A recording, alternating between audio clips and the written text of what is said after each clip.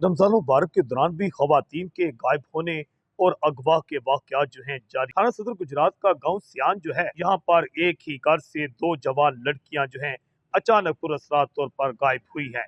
एक 20 साल लड़की जबकि 16 साल एक और लड़की जो है अचानक घर से गायब हुई हैं। इनके अगवा का मुकदमा उनकी फैमिली की जानिब से जो है दर्ज करवा दिया गया है। 20 साल लड़की जो है उसका जो वालिद है, जो कि बताया जाता है कि राजनपुर का रहायशी हाजी अहमद जो है राजनपुर जिला छोड़कर गांव सियान में यहाँ पर आया था।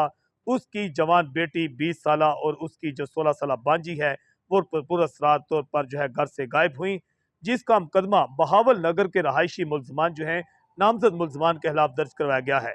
FIR के मुताबिक जो है कहा जाता है कि आमर, इकराम, अरफान और इमरान इसरान बशीर जो हैं और इसके साथ बशीर, नसरीन, अलीजा सकना बहावल नगर जो हैं और इसके साथ एक और जो है सदाकत चीमा सकना कालूवाल जो है, इनके खिलाफ जो है नामजद मुलजमान के खिलाफ दो लड़कियों के अगवा का मुकदमा दर्ज करवाया गया है।